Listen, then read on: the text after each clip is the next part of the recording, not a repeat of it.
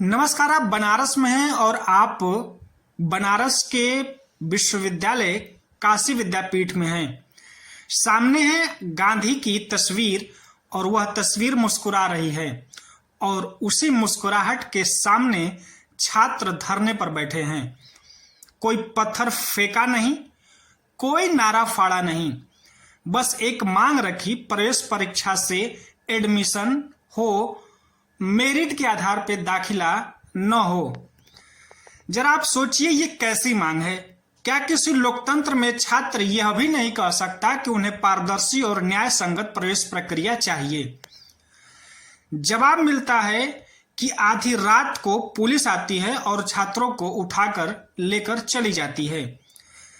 न तो वार्ता होती है न कोई नोटिस, बस रात जैसे ही आती है पुलिस साथ लेकर के आती है और जिन छात्रों की कलम चलानी थी उन्हीं के हाथों हथकड़ियों के साए में थाने ले जाया जाता है। काशी विद्यापीठ के कुलपति प्रोफेसर आनंद कुमार त्यागी साहब से यह सवाल है कि क्या आप गांधी जी और भगत सिंह के शब्दों का इस्तेमाल केवल अपने भाषणों के लिए रखा है? क्योंकि आप जब आए थे तो आपने यह कहा था कि मैं भगत सिंह के संस्थान से गांधी के संस्थान में आया हूं। छात्र हितों की रक्षा मेरी जिम्मेदारी होगी। इसी क्रम में आगे बढ़ते हुए हमने छात्र संघ अध्यक्ष संदीप कुमार यादव जी से बात की। संदीप कुमार यादव जी ने कहा कि हम गांधी के रास्ते पर चल रहे थे, शांतिपूर्वक बैठे थे, मांग कर रहे थे। क्या गांधी का रास्ता आज भी अपराध हो गया है? सवाल बनता है कि गांधी के नाम पर विश्वविद्यालय चलाने वाले लोग क्या गांधी की आत्मा से डरने लगे हैं? विद्यापीठ एक पुलिस छावनी के रूप में तब्दील हो चुकी है। 11 जून की सुबह पत्रकार, छात्र, पूर्व छात्र विश्वविद्यालय पहुंचे। क्लासरूमों में सन्नाटा था और हर कोने में पुलिस खड़ी थी। सवाल है कि क्या अब शिक्षा संस्थान में शिक्षक कम होंगे और थानेदार ज्यादा? क्या अब छात्र संख्या से ज्यादा वर्दियों की गिनती होगी? सोशल मीडिया पर इंटरव्यू वायरल होते हैं, कुलपति जी से सवाल पूछे जाते हैं। छात्रों ने कुलपति जी का यह इंटरव्यू फिर से वायरल किया है जो उन्होंने पदभार लेते वक्त दिया था।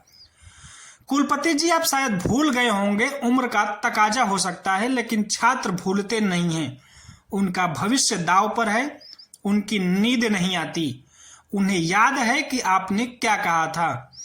कहीं ऐसा तो नहीं कि आपके छात्र हित का मतलब अब सिर्फ सरकारी दिशा निर्देशों का पालन है? सरकार से भी सवाल है। माननीय मुख्यमंत्री योगी आदित्यनाथ जी, क्या यही नए उत्तर प्रदेश का विजन है जहां छात्र मांगे नहीं रख सकते? माननीय शिक्षा मंत्री धर्मेंद्र प्रधान जी, क्या यही नई शिक्षा नीति है जिसमें छात्र की आवाज को बंद करके उसकी प्रोफाइल स्क्रूटनी में तय होती है? और सबसे बड़ा सवाल यह है कि क्या देश की सबसे पुरानी यूनिवर्सिटी में से एक अब छात्रों से डरने लगी है? अब फैसला आपका है उन आंदोलन करते हुए छात्रों के लिए। अगर आपने अब भी आंखें मूंद रखी तो अगली बार गांधी की मूर्ति के सामने छात्र नहीं बैठेंगे, वहां सिर्फ पुलिस बैठेगी और तब सवाल पूछने वाला भी कोई नहीं बचेगा।